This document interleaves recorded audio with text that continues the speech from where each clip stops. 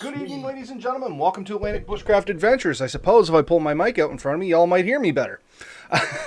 Tonight, we're on episode 305, and this is kind of a prelude show. So, here's the idea behind tonight's episode. We are having an individual on next week, Stephan Kesting. Kesting, I think it's how it's pronounced. That is what we're going with. That's the active last name. We're going to ask the guy. You know what I mean? We'll let him say his own last name. But anyway, we have him coming on, so we thought we'd take this episode here to try and give folks that may not be... folks that may not know who he is, what he's done, what he's coming on the show about, things like that, because we have been pretty, elusive to a degree, because once again, we want to make sure everything was final, it was going to go forward. In the past, we've said we're going to bring people on, and then fell through. We want to make sure everything was going good this time, so far seems to be. So yeah, Ben, you kind of set this up, so I'm going to let you segue in a little bit about how we got to this point, and then we can just talk about a little about who Stephan is. Set it up. I guess there's not a lot. He actually reached out to us, which impressed me, and mentioned a few things. He never asked us to promote him. He just mentioned that he was interested, and he also mentioned that he was doing a book, and we have always tried to support like-minded people. So if somebody has a podcast, a YouTube channel, some kind of social media where they are promoting stuff that we're into, we are all for supporting somebody like that. So we got into a conversation, we emailed back and forth a little bit, and very generously he's allowed us to read his book ahead, which has been great. And now we're kind of here, and the plan is to meet him next week, barring anything that could disrupt that. That is the plan, and that is what I expect will happen. So, yeah. So, okay, I guess a little bit into this then. Who is Stephan Kesting? Well, as Ben said, Stephan Kesting, he's a Canadian boy. So to us, he's local, homegrown, that's why we're really wanting to plug this as well, because we have a lot of great adventuring Canadians up here, but we rarely get to talk to them on this format. So it's going to be a great opportunity for people to come on, maybe ask questions, because this is not the first time he's done something like this. He's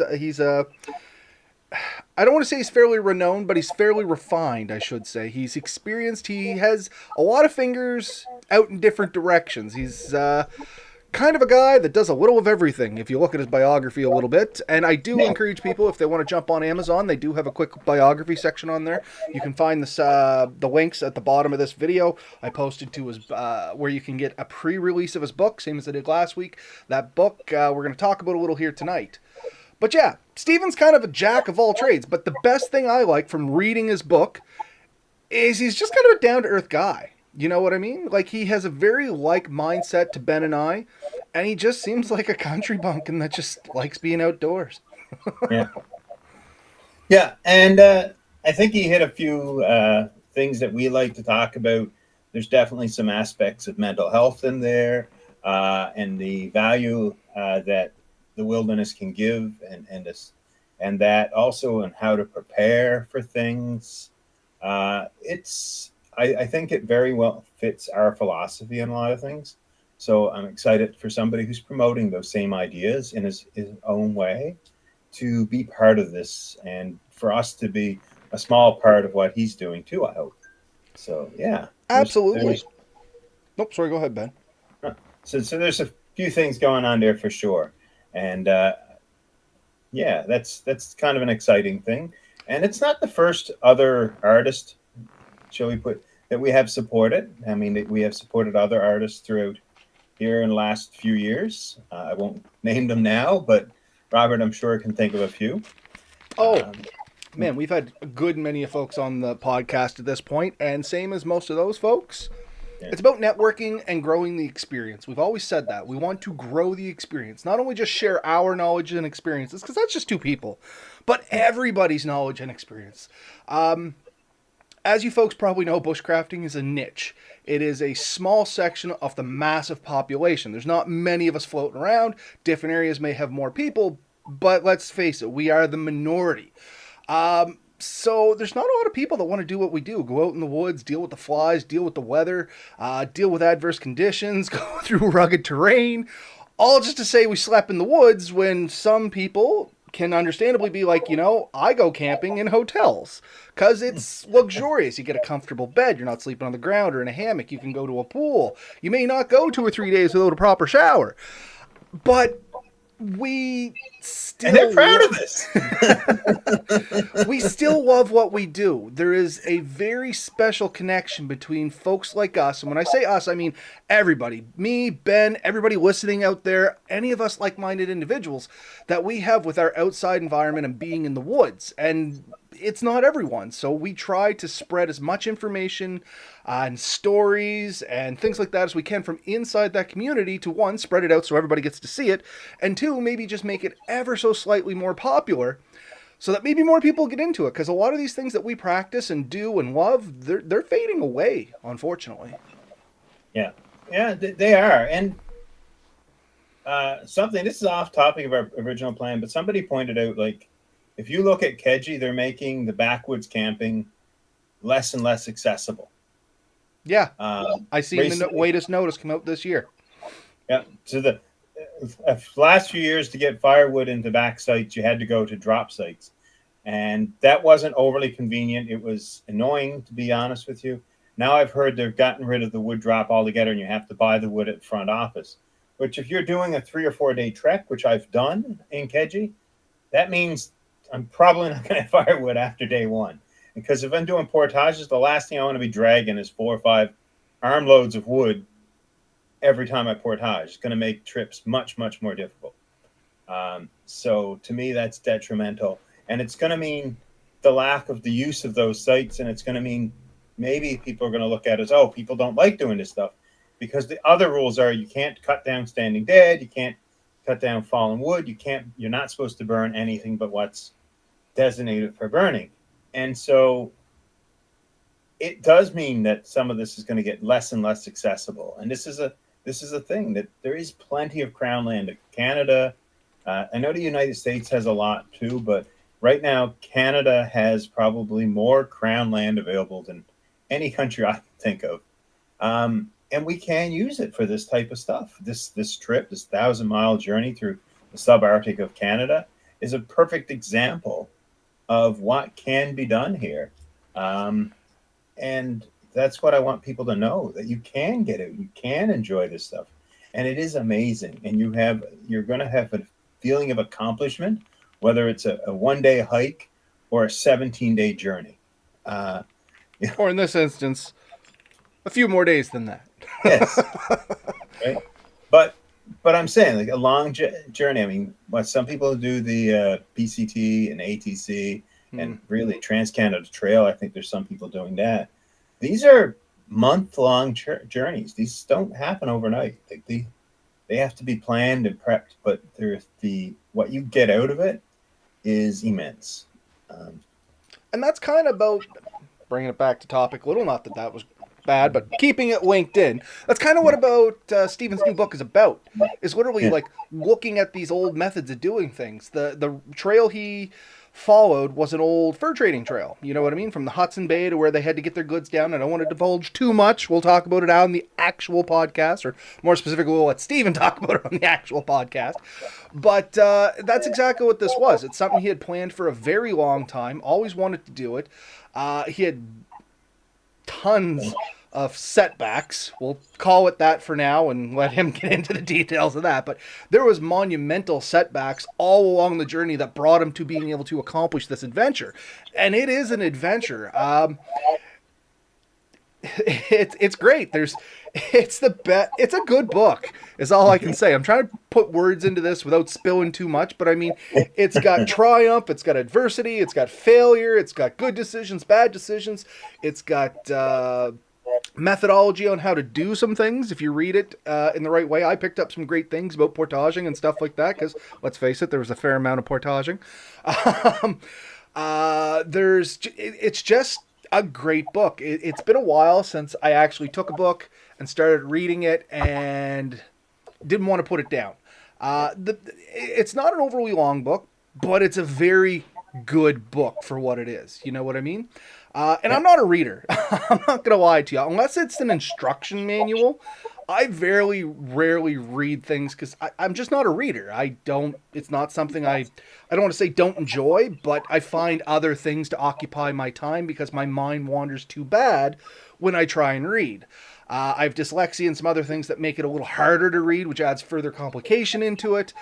It was nice, though, that Stephen gave us the digital copies here because I could flip the background color and font over to my dyslexia stuff, and it actually made it so I could read the thing, which was super exciting, to be honest with you. Yeah. Yeah. No, I know what you mean. I love to read, and I haven't been reading as much as I'd like to for various reasons. But yeah, this was great, and I seen where you almost slipped to say something, and then sort of took it back. So I'll leave that, but I think I know what you wanted to say, and I agree. I do agree. Because it's really right up our alley. And so I'm really hoping people are excited to hear about the story and to learn about this journey and learn about this man who put it through. And I think he really, this is the thing that really impressed me. I think he really opened up in the book and let people know who he is and what he's about. And that's touching because not everyone has the courage and the guts to do that. Like it is one thing to decide I'm going to pack up stuff and go for a multi-day journey through some really rugged terrain. It's another thing to write a book and let your innermost feelings out in that book and then let people read it and share it and learn it. But I think it's really important and I think it's really going to help people, especially people who maybe have some mental health struggles. And I'm not saying like big ones, but just people who've had loss and people who've struggled and had setbacks and want to know how to sort of step up and move ahead.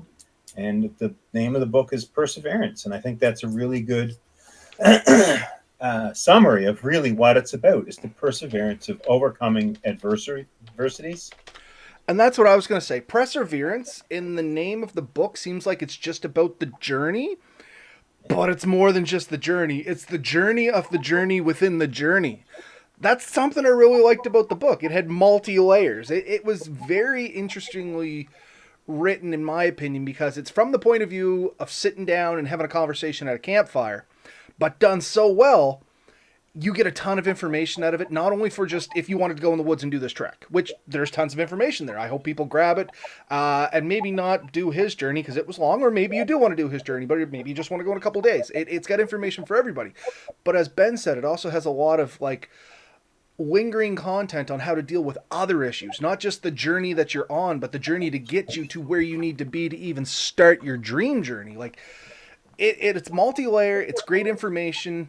I was really surprised at a lot of the stuff he talked about, much like Ben said, and I hope he'll bring up on the episode next week. The other thing that I really liked, and I'm hoping you can give 2 cents on this too, Ben, is it was written real. He did not shy away from the adversity, the negative thoughts, and all the bad stuff that's happening. I have read other books about people's adventures and stuff like that, and documentaries and stuff, and they always tend to cloud up the bad so much that it seems almost, unless the point of it was to highlight the bad, but on most books, they kind of muddy down the bad so much it seems very over glamorous. You know what I Yeah. mean? Or incredibly easy. You know what I mean? Because they only generally talk about the good and the great things and stuff like that. Stephen, on the other hand, you get the good, you get the bad, you get everything in between, how he got there, Yeah. which in its own is pretty interesting. I mean, there's a similar book, and I'm not going to say they're the same by any means, but it's a book I read quite a while ago, and it was called Adventure North, and it was by two people, Sean Bloomfield and Colton White, and I think they're from Minnesota. Yeah, and they went from Minnesota to Hudson Bay, so it was a different trip. They took a different route, sort of south to north, um, but similar idea. But this was two guys, and it was two young people, and you could tell in their story that it was a little bit of the foolishness of youth that got them there. And I don't think they would feel that I've dishonored them by saying that. Um, When you're and yet, young, you can go, man. yeah, yet they had their struggles and their challenges and stuff. And I listened to their podcast, And one of the things when I listened to their podcast that I thought was interesting, they met with two girls that did a similar journey, and they talked on their podcast with it, and it was really interesting how they portrayed their trip too. So everyone who does a trip something like that, they get something different out of it, and that's what I find interesting. What was the overall, what did you learn on this journey? And it's never going to be one thing, but there's so much you learn about yourself and about the world. I have a buddy that just did a journey on motorcycle from here to Alaska a year and a bit ago, and it was a really interesting journey. He was an older gentleman. He's up there in years, and it was really interesting because he got very introspective. And I had the fortune of being on his Facebook uh, page and his friend, so I got to see it. And he wrote what he felt and what he's seen and how this affected him, and that really meant a lot to me to have that thing. So when somebody takes a journey like this and they're willing to write down their thoughts and feelings, there's so much you can get out of it. Like this is it truly is a gift, and this I truly believe this a gift when somebody does something like this. Um, and so if we get the chance to experience this and read it, then you know Oh, it's absolutely. We are 100% living vicariously through the tale. oh yeah, And that's kind of what it's all about. That's the whole point in sharing and transversing this information and knowledge. It's you get to live vicariously. Now, I would say I'm 40 years old. I'm probably never going to do this. The funny thing is, Stephen, when he made the journey, was 50. He did it on his 50th birthday, not long after a major life event, and once again, overcoming major adversities leading up to it. So I can't even say at 40 I can't do this. But to be fair, he also had. He was a very active individual through his life. He grew up in the woods. He was a career firefighter. He did martial arts. He did guiding. Like he had a lot of avenues that kept him very active. He was very knowledgeable about the outdoors in general, his capabilities, and especially his limitations. yeah, for sure. Yeah. So that's our pitch. Yeah. For that. There is something we kind of want to let you know. There's a lot more to come from this, but to sort of encourage people to show up and listen because we really think it's worth it. There is going to be, how do I want to say this? There's going to be a contest. A contest or giveaway, whichever way you want to look at it. A contest formatted giveaway. Anyway, something.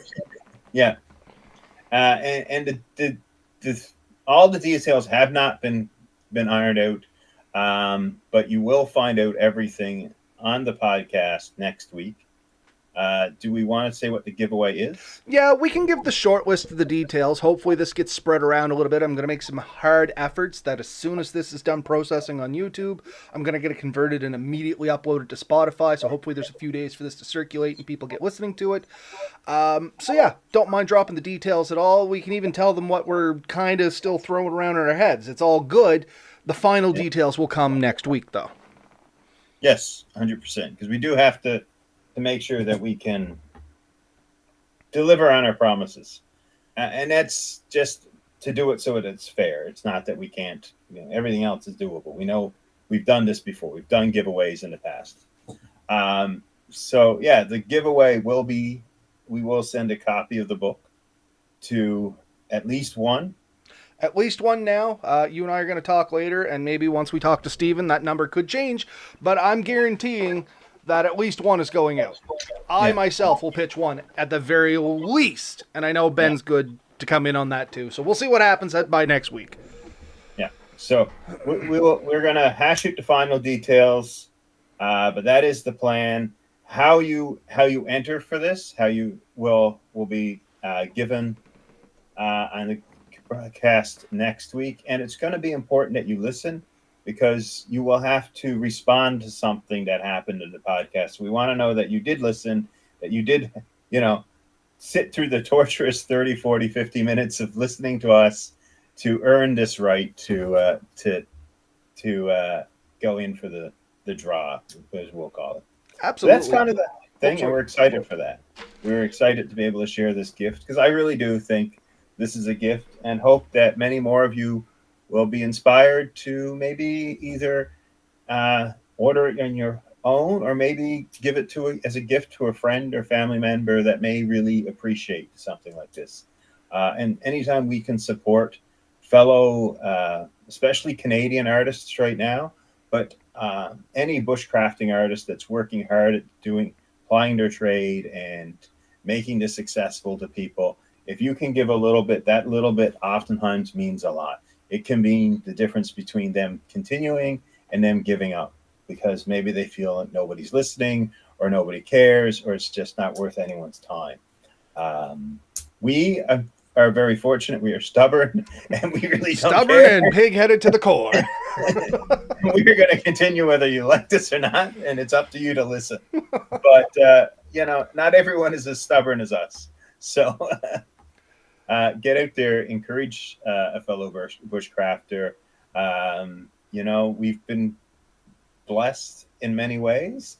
I've received great gifts from other bushcrafters, and I hope, some of what we've done, some people have looked back and appreciated what we've done for them. And yeah, that's kind of it for that. Yeah. We don't keep score. Me and Robert definitely don't keep score of who did what or when or how. We're just happy to see people participating. We're just happy to be a part of it. Yeah. At the end of the day, we are. And just like Ben said, it's all about getting it out there, because take it from us who, started this. It was nothing more than a pitch on Nova Scotia Bushcraft. And we've talked about this before. And it kind of went from there. And as Ben said, we're too stubborn to stop. We enjoy this. And until we don't enjoy it, we'll probably just keep on going, even if it's just us coming on Wednesday nights and talking to ourselves. You know what I mean? Whatever. We're at episode what? 300? 305 is what we're on here tonight. I think so 305 means that there's 6 years of broadcasts. Yeah, we started in 2019. March 2019. It just came, or it just showed up on my thing as next month is your anniversary for Atlantic Bushcraft to be started or something like that. And I was like, holy crap, that's a while. You know what I mean? And we've said it in the past. We have more hours on the internet than some TV shows do that are airing on TV. So, straight numbers, we got a lot of stuff out there, which means we love to talk. That's not always the case for everybody. It's real easy to start this stuff, like Ben said, and have an immediate sense of defeat. I'm not saying that's Steve's case or anything like that, but just in general, when it comes to bushcrafting and any kind of content production or artistry or honing your craft, if you are a metal worker, weather worker, if you're into herbs, foraging, whatever, if you want to share that knowledge and you start producing and people don't support you in any way, shape, or form, it's very easy to get a depressed mentality and a defeated attitude. So That's kind of what this is all about. Steve may or may not need it. Don't know. Doesn't matter. Yeah. We just love to show the support and try to, like Ben said, this is a gift. This is a great book. Once again, you can find the book. That back there, Steve? No, that's our 100th episode specialized t-shirt. We only ever made a couple of those. It's not a hoodie. Though a hoodie would be fun. There's actually... for a different episode. I am doing a hoodie. It's not actually an Atlantic Bushcraft Adventures hoodie, though, and that's fine. Like, not everything I do needs to be Atlantic Bushcraft Adventures. Exactly. But if there's a demand for a hoodie, let us know. Reach out. Tell us what you want or need. In fact, if you have something you already want, we can even make the decal and send it to you. Yeah, absolutely. I mean, at the end of the day, it's advertising for us. We don't mind sharing some of that stuff. I mean, shameless plug. Same as this whole thing here. And that was the point I was trying to get to and completely forgot about, and I'm coming back to it. Rabbit holes. The whole point of the way we're going to do this contest is in support of Steve. We could be out there and, we're only going to give it to people that subscribe, or you have to like and subscribe to this episode, or we're going to plug all that and blah, blah, blah, blah, blah. You folks have heard that hundreds, thousands, maybe even more times. You know the spiel. That's not the point of this. Let's support just other bushcrafters. Hear their story, get to know the person a little bit. Like, I'm super excited to talk to this guy in person. You know what I mean? After reading his book, I'm like, okay, yeah, I have questions for this guy. It's one of the only books I actually sat down, made notes. I got some notes too. I got to do more notes yet. If you're another bushcraft or outdoors enthusiast, if you have a skill that you you want to talk about, you want to share, you want to reach out to people. We can't guarantee you millions of people. We can't do that. What we can do is everything within our power to help you get it out in our own sphere. So if you're somebody in that, or if you know somebody who's into that and think that they might benefit from, getting on a podcast, having a chance to talk with somebody, having an interview, or just showing their stuff in a new location, let them know they can reach out to Atlantic Bushcraft Adventures, and we will work with them as long as they are good human beings. And that is our only real requirement. Yeah, really. You have to be a decent person. We don't promote a-holes. Hate. We do not promote. This is the one thing we don't promote: hate. If you want to come on here and preach hate, you will get kicked off. Other than that, we are pretty open. That is our one restriction. More or less. And I mean, be outdoors related, and don't preach hate. That is it. That is the absolute basis of how you can be our friend. That is our limit. And I guess the only caveat I would throw into all of that is keep in mind the majority of people that will quote unquote see, they're not going to see it, they're going to hear it. The majority of our base comes from audio podcasts. We do have a bunch of awesome folks that show up here most weeks and talk to us in the comments, and we try to get to their questions, and we hope next week tons of you show up to ask questions, and we're going to try and get to as much of them as we can. The episode's probably going to run long, don't care, we're going to make it work. But I mean, like here tonight, we got Andrew, we got Danny, we got, who else do we see there? Steve. I still can't pronounce that name, but EJCROASMUN. Anyway, there's people that come here every week, and we love that. But the majority of the people that do listen to the podcast are just that. They're listening to it. We do get contacted a fair bit with, oh yeah, I'm listening to your podcast while I'm working in the shop or on my drive to work. And that is where the audience base is. We won't lie to you. So if you have something visually you want to show, we're still going to do it for you. But we're also going to have to say a lot and describe what it is. Keep that in mind. But that's true. But we are not without limits of other things. We do have some social medias. We don't post nearly enough to that. We know that. We also probably have our because own... neither of us are very techie, man. We break everything we touch. Yeah, right? Two bushcrafters trying to use a computer. Where's the stick go? The monkey on the obelisks, That's what I see coming here. But we have a web page, we have a Facebook page, we have a YouTube page. We do support these things, and we do respond to them occasionally. But we always get to it. Sometimes it takes us a while to figure out how to find them. I'm guilty for that. I will look through all my emails. And don't get me wrong, we get... I bet you I get at least 100 emails a day. And 99 of them will just be absolute nonsense. Yeah. Which is kind of the downside to the way we do things and open up all that contact information generally like that. It takes a while to weed through things. Like literally, there is a couple hours every weekend where I'm just sitting in front of the computer, scrolling through emails, looking for anything that looks human. Okay, that's 30 minutes. So yeah. And we rambled at the end, and I apologize. But so we will sign off here simply because we will probably definitely go well over next time. I absolutely hope so. So thank everyone who tuned in, everyone who's listening. As we always say, get out there, have fun, enjoy yourself.